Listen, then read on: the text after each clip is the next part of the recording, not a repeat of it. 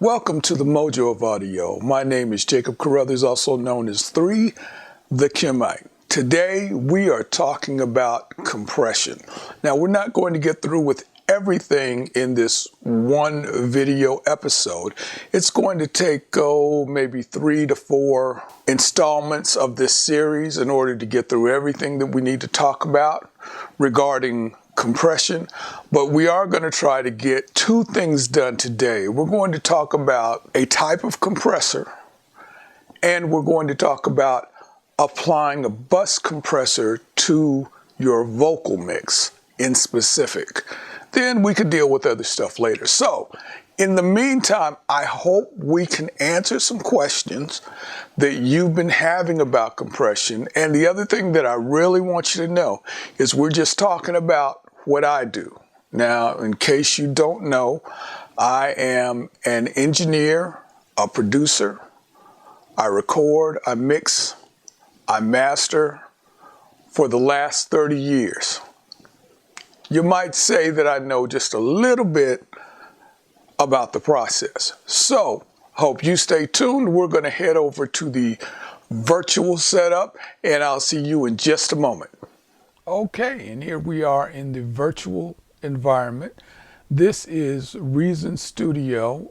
I prefer Reason over other DAWs, and I used to be a hardcore Pro Tools user, but I like this more.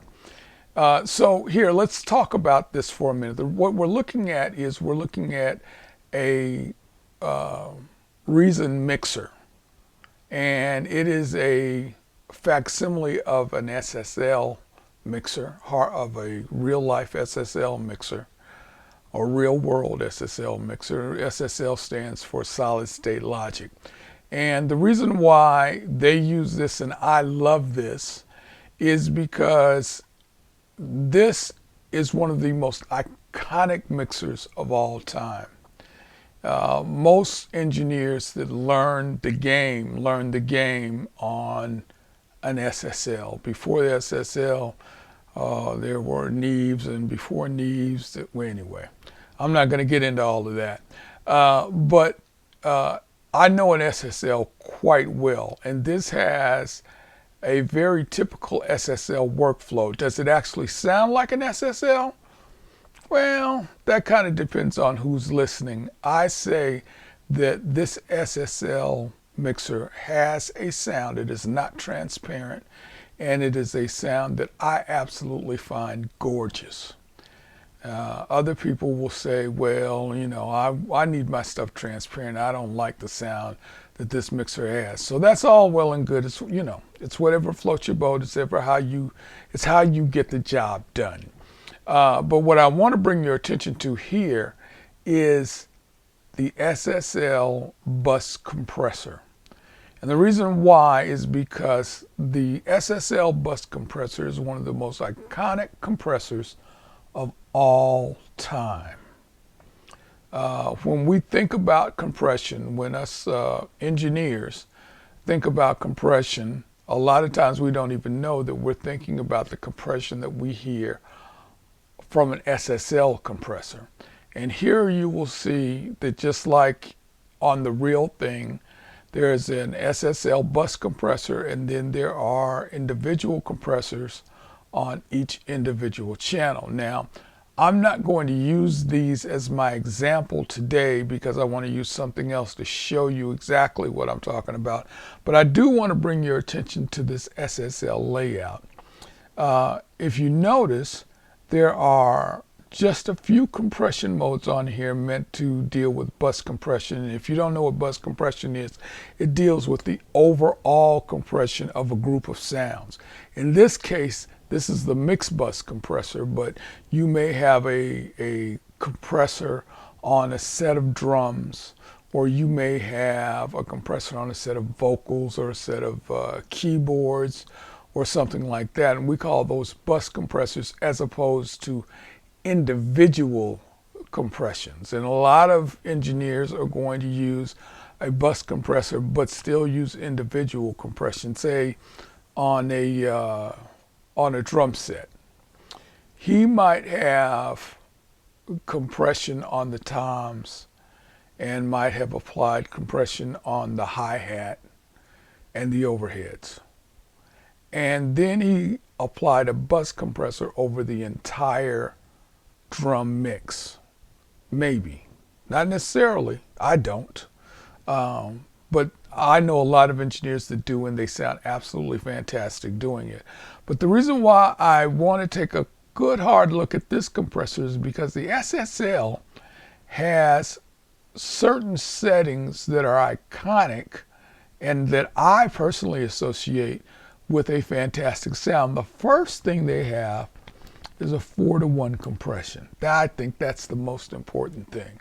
Now, let me tell you, a lot of plug-in compressors will enter your workspace with a default of 4-to-1.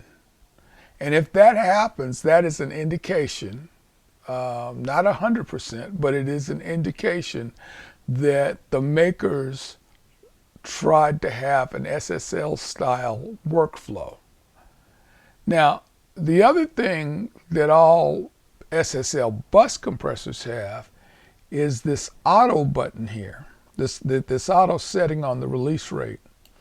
And so when I start bus compressing, whether it's the mixed bus or a group bus, I start at 4-to-1 and I start at the auto setting because that's what I'd start with in real life with my SSL compressor. The other thing though that I would do is I would have my threshold turned all the way up so that it is not affecting the sound. And so what happens is, as I play the sound with this 4-to-1 ratio and an automatic release rate,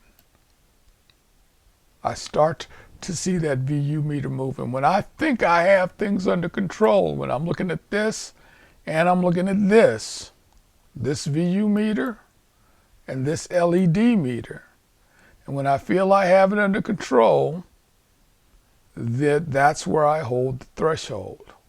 Now, the other thing that's important is this attack. And the attack merely says, I start working when I see the signal at a certain time. So, in this particular setting, it's a slow setting. So, take that snare for instance. When that stick hits that skin, the snare will actually be compressed later than when that stick hits the skin. And if I move it more to the left, that means a faster attack rate, and I may kill some of that stick hitting the snare. I won't take away the sound, but I will start to take away the power of the attack. So keep all of that in mind when we go to our next piece. So I want you to hear that. First, I want you to hear this in this mode, right? This is the same VU meter as the other meter, and I want you to take a look. We're paying attention to this, and if you can, pay attention to this LED too. Here we go. It's gonna be a mess. You're the enemy. Make you fall into your knees. Call a referee, cause it's going down. I can't be accountable for your injuries. You are on your own. Okay, so I'm gonna use a compressor that comes with Reason. Now you can do this with any compressor in your DAW, whether you have Logic or Fruity or FL Studio. We used to be Fruity Loops back in the day. FL Studio, Cubase, whatever you happen to have, you have a compressor, probably many compressors, but you have a compressor that can get the job done. This compressor though looks like this, and this is the way it comes in default mode, right? I want you to notice something. We call this the MClass compressor. It comes with Reason, and there's a 4-to-1 mix ratio. Remember I told you that was an indication that the maker, when I say they thought they were making a workflow similar to an SSL compressor. The other thing I want to bring your attention to is this adapt release. That's auto mode. That's auto mode. So in this compressor, what I would normally do is I would leave that 4-to-1 there, and I would go on ahead and hit this adapt release. Now, usually I'm going to have my threshold all the way up. Remember I said I want to be able to turn in the amount of compression that I want. So let's hear this with these current settings. It's gonna be a mess. You're the enemy. Make you fall into your knees. Call a referee, cause it's going down. Okay? Now, what I need to do is bring in a little compression. So I'm going to turn this threshold counterclockwise to the left and see when it starts working. It's gonna be a mess. You're the enemy. Make you fall into your knees. Call a referee, cause it's going down. One more time. It's gonna be a mess. You're the enemy. Now I'm gonna turn this on bypass, and I want you to notice something. It's gonna be a mess. Now, when she sings mess with the compressor on, it's not as loud. It's not as much in the red. It sounds as loud to me, but it's not as much in the red. It's gonna be a mess. Okay, I'm gonna do this just a little bit more. It's gonna be a mess. You're the enemy. Make you fall into your knees. Call a referee, cause it's going down. Okay, so now we've suddenly got this under control. I haven't moved the ratio. I have not moved the attack. I have not moved the release because it's on adapt or anything else. Now, I want to draw your attention to this meter on the compressor. Take a look. It's gonna be a mess. You're the enemy. Make you fall into your knees. Call a referee, cause it's going down. Now, if you notice, there's very little compression actually in there. Some notes that she sings, the compressor doesn't seem to be triggered at all, and that's because she has not hit the threshold for the compressor to start working. Now, personally, when it comes to vocals, 9 times, well, at least 8 times out of 10, I don't need a lot of extra attack room there. So I'm going to speed up the attack just a little bit, not all the way. Now let's take a listen. It's gonna be a mess. You're the enemy. Make you fall into your knees. Call a referee, cause it's going down. Now we have a vocal that's under control. Let's listen to the difference though, and let's see if there are any volume differences or anything like that. It's gonna be a mess. You're the enemy. Make you fall into your knees. Call a referee, cause it's going down.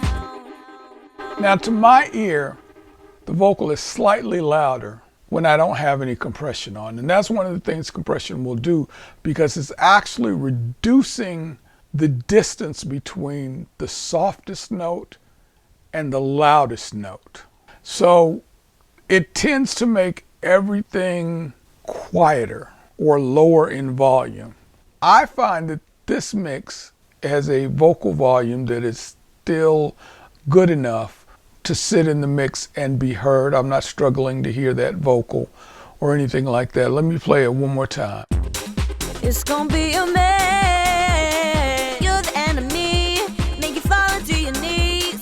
Call a referee, cause it's going down. Okay, so I'm going to turn this volume up just a little bit, And that's going to bring me back to clipping again, and we're gonna play around with this till we get it exactly where we want it. So it's gonna be a mess. You're the enemy, make you fall to your knees. Call a referee, cause it's going down. Okay, so in bypass, it's gonna be a mess. You're the enemy, make you fall to your knees. Call a referee, cause it's going down. Okay, so what I'm going to do is I'm going to add a little bit more to the threshold. I'm going to turn the threshold down a little bit. That is, turn it to the left or turn it counterclockwise. And I'm going to increase the attack just a little. And let's see what we have here. Have I done anything? It's going to be a mess. You're the enemy, make you fall to your knees. Call a referee, cause it's going down. So I'm going to turn back to the meter, or draw your attention to the meter again. We're going to see that we're using a lot more compression. It's gonna be a mess. You're the enemy, make you fall to your knees. Call a referee, cause it's going down. Now this is the spot where I tell you that I need you to be careful, because not every compressor sounds this good. Sometimes you can get into big trouble, especially with breathing and things like that, since the lowest note and the loudest note of the track are a little bit closer together. That means every time you take a breath, it tends to get in the track with some of the cheaper or not so well running compressors. So be very careful about that. Be very, very careful about that. That's why guys like to use very little compression. Now let me turn this back up to here. Turn this sound back down to here, and let's see what we have here. It's gonna be a mess. You're the enemy, make you fall to your knees. Call a referee, cause it's going down. Let's attack. We're going to bring that threshold up here. Here we go. It's gonna be a mess. You're the enemy, make you fall to your knees. Call a referee, cause it's going down. And there you have it. This is a level that I can live with. The vocal is a little bit loud for me, but this is a matter of just taming the vocal. I didn't want to do anything drastic to the vocal. I didn't want to have a whole bunch of compression artifacts on the vocal. And that's part of the magic of using an SSL type workflow. Now, not every compressor has an SSL type workflow, but you can use these same principles to get your vocal under control with the compressor that you have. This is what I suggest though. Even though I start with a 4-to-1, I suggest you start with a 2-to-1 and keep rising that up until you get what you need. The same thing with the threshold, of course.